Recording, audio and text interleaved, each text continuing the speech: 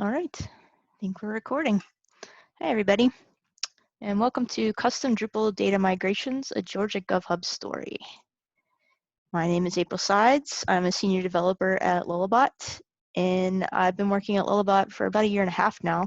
And the Georgia Gov project was my first project and my first migration, so I'm really excited to show you what we did. I'm also the lead organizer of Drupal Camp Asheville, which is currently scheduled for July 10th through 12th this year. So visit drupalasheville.com to join our newsletter and follow us on social media to stay up to date on what's to come. We're discussing options at this point, but there's still a lot of unknowns. So let us know what you think of the virtual MidCamp, and we might look into doing something similar. So at Lullabot, we provide strategy, design, and Drupal development for large-scale publishers. So if you're interested in working with us, reach out to me in the MidCamp Slack. All right, so first I want to introduce the migration team, me, of course.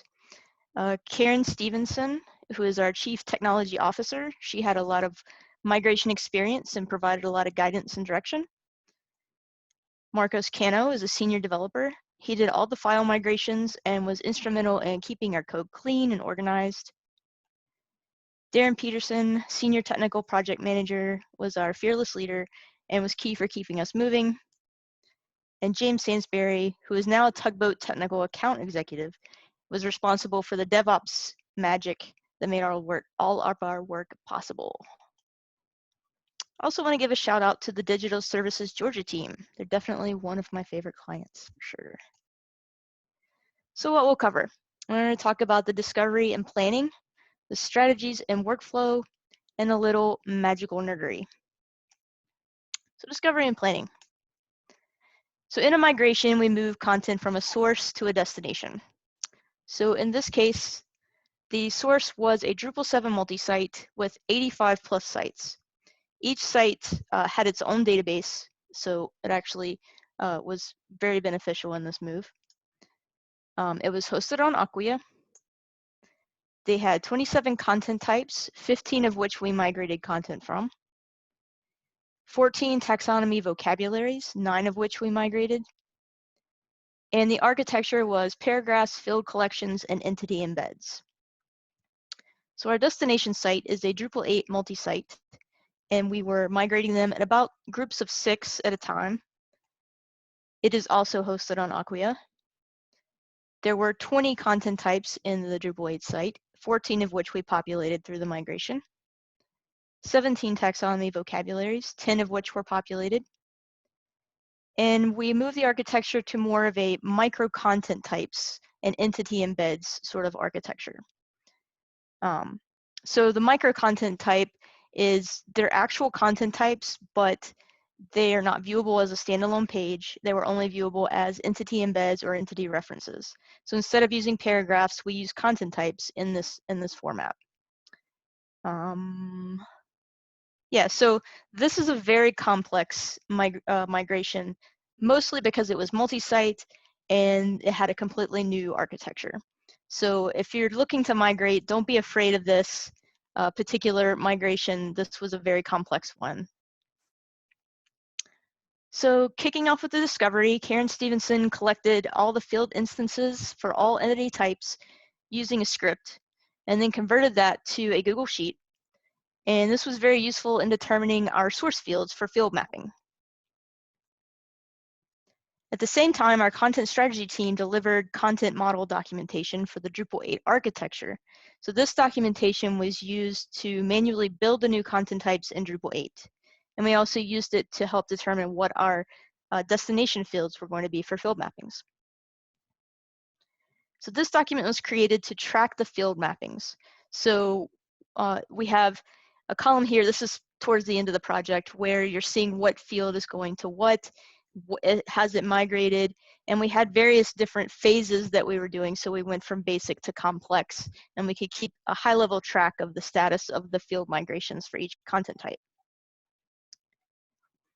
So this is actually a new iteration of the field mapping documentation that we're using on a current project. So this one is based more on Karen's field instance document, and we added some conditional formatting, so you can see that one of these fields is going to be a new field, so it highlights in yellow. Some of these things aren't migrating, so they're grayed out.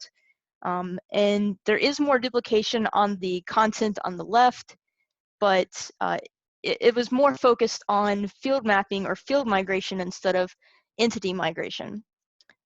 But you can also, in this case, create these filter views, because we pulled it into Google Sheets. So you can create a filter view for each content type, and so you're only seeing those field rows when you're looking at it. So I actually used this document during the discovery phase of this project, and I was able to hand it off to our developer with clear directions on what needed to be migrated. And it's also been useful to share with the client to make sure that our assumptions are correct, that we're migrating everything that they want us to migrate. And yeah. So I actually created a module in Drupal.org called Migration Planner, which creates a drush command that will generate this, this kind of document for your site. So you can run it in Drupal 8 with your Drupal 7 database connected through the settings.php file, and it will create the tabs for various entities and give you at least a good starting point. I also have a Google Sheets link on the Drupal.org page that you can use to copy the formatting if you want to use the conditional formatting. So there's a dev branch available, so I encourage you to check it out. Let me know how it is. So another tool that we developed for the discovery is a custom drush 9 command in a custom Drupal 8 module called Squealer. So it runs in the Drupal 8 site using the Drupal 7 database, similar to the one I just talked about, configured in the settings file. And it runs scans to determine if there are going to be any issues during the migration. So identifying things like image tags or absolute links, things like that. We had to scan for each different type of case that we were looking for. And so we used this to determine if things needed to be changed in Drupal 7 before the migration, or just to inform the migration logic, to identify edge cases that we needed to consider. So as we went along, the list grew, and we had other questions throughout the development process, so we could just add new reports and scan each site and integrate it into part of the migration workflow. So we would scan the site, make that available to the client, and then they could take a look at any issues that they want to fix, and we could take a look at identifying, okay, this one didn't migrate properly. I can actually go and force a migration of this particular ID and see what's going on. So you would just run it in drush with the site alias and then squeal, and it generates an Excel file with the tabs for each report in the site directory, site files directory, in a folder called GA Squealer reports. Well, in this case, it was GA Squealer because we had a custom module. So then the report would look like this. And the goal was to trace back any issues back to the node. So that's what the URL alias links are. It traces it back to the node where the problem or the edge case lives, and then you can investigate from there. And you can see we have different tabs at the bottom for the different reports. If there wasn't anything found for a particular scan, there wouldn't be a tab. So it just, but only the reports that were there. And so we would pull this in the Google Sheets so that we could share it with the client. So I've created a space for Squealer. It's not yet ready for prime time for any Drupal 7 site, but I am working on that, so stay tuned for that. All right, so strategies and workflows. There are things that we did not migrate and things that we did migrate. So in this case, we did not migrate structural elements, the content types and field definitions, the vocabularies themselves, the structure of them, or paragraphs and field collection bundles. We didn't migrate views, and we didn't migrate the web form submissions. But we did migrate the data elements, so for select nodes and field data, select taxonomy terms, menus, web forms, and files. So this is a list of the migration modules that we used. We used the core migrate and migrate Drupal modules. And then these are the contributed modules that we used. And I added migrate source UI on here. This was actually used because the client wanted a way to import data from CSV files during and after the migration so that they could manage data that way. So it wasn't integrated necessarily as a part of the automated migration of the site, but was something that used the migration system. So you can see we have a GA migrate source UI custom module as well that had the migrations. It's just a way you can create a migration and then it's selectable and they can upload a file and download it or import it that way. Our main migration module was the GA migrate module. And then we had the secondary module called GA migrate site, which was used for site overrides or site specific overrides. And I'll talk about that a little bit later. So our development tools for local development, we use Lando. Our QA environment is tugboat.qa. And the DevOps magic was CircleCI and key.io. Key.io is used to manage our Docker containers for both Tugboat and for our local development. So Tugboat is a Lullabot product, and this was my first time using it, and it's really amazing how much time it saves. Each PR, each pull request that you submit generates a preview site, so you can test your code prior to merge or show it to the client for review. And it was very much integrated into our workflow for this project. So as far as our development workflow, we focused on field mappings by complexity and content type. So we would migrate, like blog post with just the basic fields like title, maybe there's some basic text fields, and we would submit a PR for that and have that approved and reviewed and merged. And then we would do another round where we come back and take a look at rich fields or files and images and things like that. We just sort of moved down the pipe of complexity. That way the client had something to look at. They could see our progress happening incrementally, and we could keep our PRs small and reviewable. So our migration development strategy was, well, we created and edited the migration configuration files directly in the config sync directory. We preserved the node IDs for standalone content. We migrated unpublished content because we didn't want to have broken links and menu issues. And we wanted to prioritize the ability to roll back and re-import. We're doing this in groups of 6. And the migration is running for all these different sites, 85 different sites. We wanted the ability to roll back the migration, so we didn't use things like entity generate as a process plugin. So we wanted to be able to roll things back out. We used GA migrate site for site-specific overrides, and we logged skips and exceptions using a custom logging solution, which I'll show you in a second. So our solution order of how we were trying to solve a problem is first we tried to do it with configuration and using core and contrib modules. If we couldn't do it there, then we would look at custom source process plugins and services in the GA migrate module. And if we couldn't do it that way, that's when we defaulted to using the hook system. So custom logging. This is something that was very helpful for the migration. We were able to share logs with the client through migrating all of these sites. Marcus Cano developed it so that we could track these skips and exceptions throughout the migration process. So we use this function if our logic skipped a row or we felt we needed a record of something, right?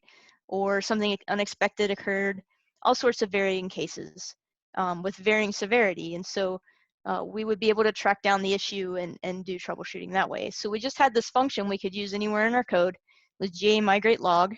We could provide a detailed message with any IDs that would help us track down the problem, the migration ID of the current migration that's running. The audience was whether if the client was DSGA, Digital Services Georgia, or the dev team, like who needs to look at this issue. Does it need to be fixed? Sometimes we just wanted to record that something happened. We wanted to make sure that something happened. And then severity. Was it a warning, notice, or error?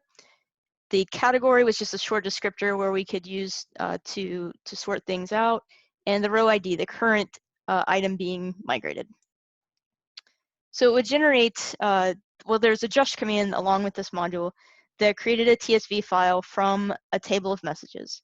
And we would import this into Google Sheets, and it was useful for tracking down those edge cases. You could filter by various things. You could look up an ID, and it helped us fine-tune the migrations. So how do we migrate 85 plus sites? The answer is in phases. So the migration phases were staggered in groups of about 6 sites over 2-week periods. In each phase, this is an overview of the procedures. So we would add the new sites to Tugboat and remove the old group of sites. We'd run the migrations on Tugboat and then let the client QA the migration on Tugboat. Any issues that they found, they would give to the development team. The development team would fix those issues. Then the migration would run on production, and the client would prepare the site for launch, meaning any manual migrations, any new content that needed to be created, and then the site would launch. All right, magical nerdery time. So Karen told me this was the most complex migration she'd ever done. Most migrations are not this complicated, but I wanted to pick out some of the more complex problems that we solved and show you what we did. So it's time to put on your technical hats. Here we go. Site-specific overrides. So you've got 85 sites. There's going to be some sites that want to do things a little bit differently, right? These are all government agencies. So I'm going to give credit to Karen for this solution. She came up with this. So we have a GA migrate site module in our top-level modules custom directory. That module is mostly empty. We had some constants, like an interface with some constants that we were using in some of our logic, but mostly it was empty. So if any site needed to override anything in the migration process, they would copy that module into their site-specific modules directory. And from there, they can make changes. They could use the hook system to make some modifications to the way that the migration was happening. And so, yeah. So since the overridden module is in the site-specific directory, that's the one Drupal is going to find for that particular site.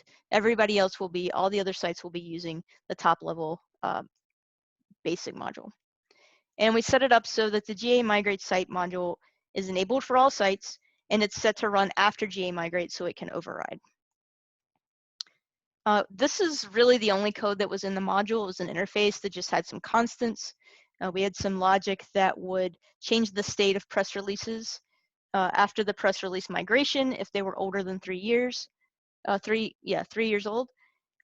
We also had a skip list that you could say what node needed to be skipped, and that was mostly used if a node page was being replaced by a view page. So just a few things there. And then the .module file was actually completely empty, but here's where if you needed to tap into the migration process, you could use the hooks. All right, how we doing? Thumbs up, yeah, I'm not seeing your reactions, but this is Zoom. All right, nested paragraphs. So in Drupal 7, the site had 2 types of paragraphs: container paragraphs that were used for layout purposes, your 1 column, 2 column, 3 column, 4 column. And then they had other content or other paragraphs that were called content paragraphs, or that's what I identified them as. Things that would hold the actual content, like an image, a content reference, a text area, things like that. So if we looked at an example in box form here, we have a node, and that node has a field called field content. And field content holds container paragraphs. And then those container paragraphs hold the actual content paragraphs. So fun stuff.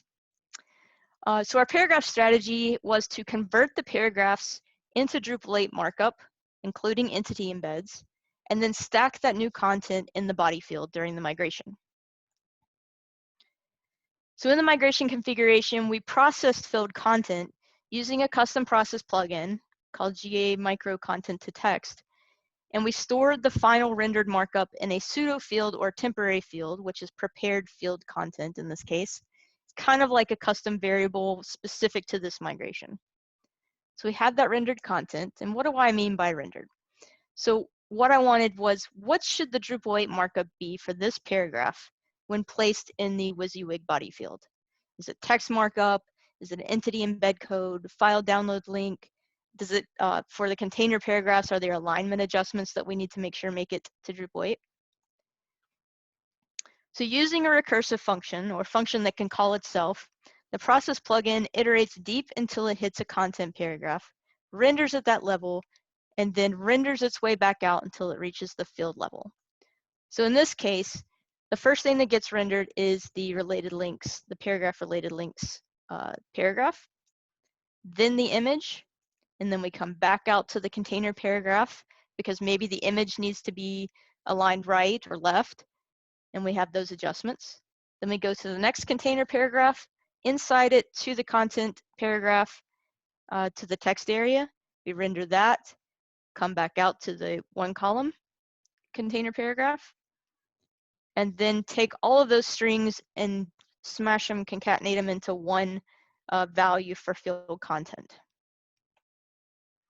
And then that string can be concatenated in the body field during the migration. So we actually have it, this is how you would reference that pseudo field with the @ symbol and the quotes, and it's going to concatenate it above anything that might be in the body field in Drupal 7. All right, I think this is the last one. Circular dependencies. So this is an example of a site page that we were migrating to a topic page, but they had a field called field related links. And we wanted to migrate that field data into its own micro content node called a link collection. And then we wanted to reference that link collection in the body field when we migrate the site page. So we broke it out into a migration of site page with just that field related links, migrating to a link collection node. And then when the site page node migration happens, we can use the node ID to look up the link collection node and then generate the entity embed code and put it in the body field, then migrate it to a topic page node. So we did the pseudo field again. So this is the prepared field related links. This is in the site page migration. We're doing a migration lookup to that field related links migration using the node ID. And then we're using another process plugin, custom process plugin, to figure out what the entity embed code needed to look like. So that is now going to be a string value that we can use, that prepared field related links pseudo field. Then we use that value and concatenate it to the bottom of the body field in this case. So our dependencies look something like this, right? The site page is dependent on the field related links because we want that link collection to exist so that we can reference it and inject it into the body field. But as we got into the migration, we found an edge case, right? We found the catch. So what if the site page is linking to a site page that has not migrated yet? What happens is that we end up with a null or empty link. We lose those links when we're migrating field related links. So what we did, we added this to the field related links migration. So the only purpose for this pseudo field is to stub content for the site pages, right? So we're not even going to use this value. We just want the stub process that the migration system has, where it will generate the node, and it just kind of has a gobbledygook title or whatever. But when the site page migration runs afterwards, it's going to fill in all that content, and the references will all make connections. So we're doing a migration lookup to see if it exists. Let's see. Yeah, we're processing the references. I'm trying to remember what I did here. Let's see. Right. So we're just stubbing the site page in the field related links references if they don't already exist. So if this happens, we end up with a topic page reference. That's just a stubbed entity that we can link to. So this link will migrate during the field related links migration, and then it will be filled in by the site page. So the tricky part here is that when we are stubbing the site pages, we're looking at the migration to see if that site page has migrated already. So we're doing a lookup and then stubbing those site page nodes using that migration lookup.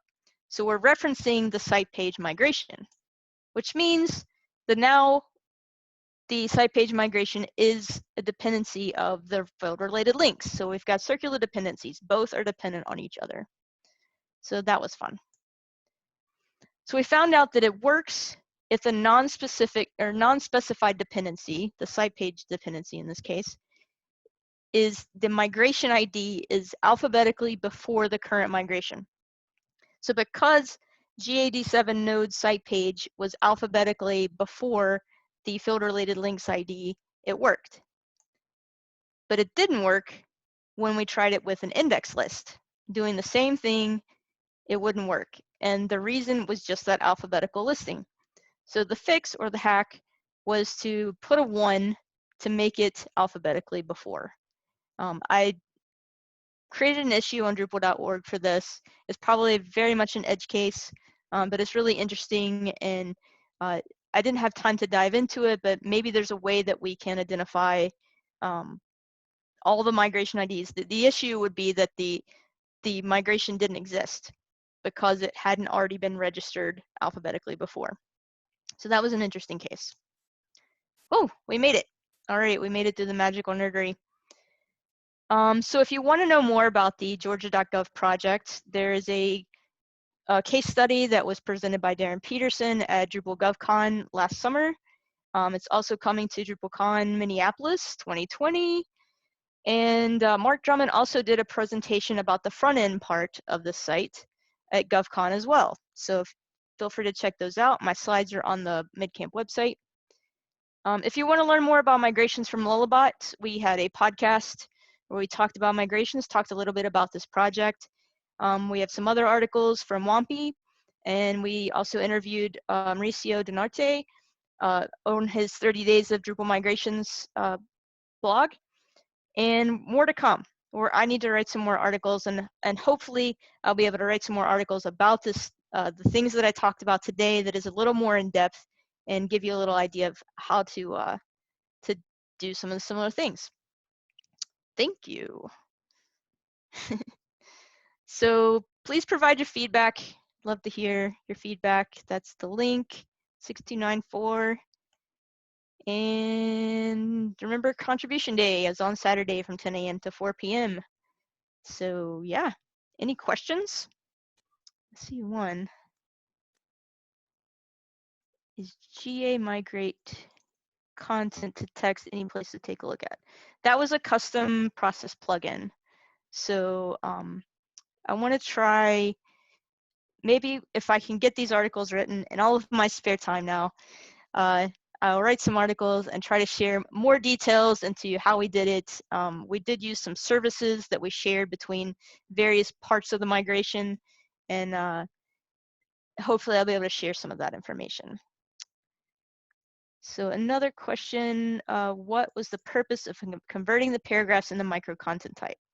So I'm not sure why what the decision was. That was actually part of the content strategy team. We just operated on that we were going to be creating these micro content types and populating them with the content, and those nodes would then be embedded using entity embeds. Yeah, I don't have the background on that decision, but that was the way that we went. For a D7 site with heavy use of container paragraphs, would migration to Layout Builder be conceivable? So we didn't actually migrate. We're using Layout Builder, but we didn't migrate anything to Layout Builder. So I'm not really sure what that would look like. It would be pretty interesting for sure, but we didn't do that. All right. Any other questions? I think I'm out of time. I'm not sure what my time is. Which one is better? I have a little bit of time. Which one is better, paragraph or embedded content types?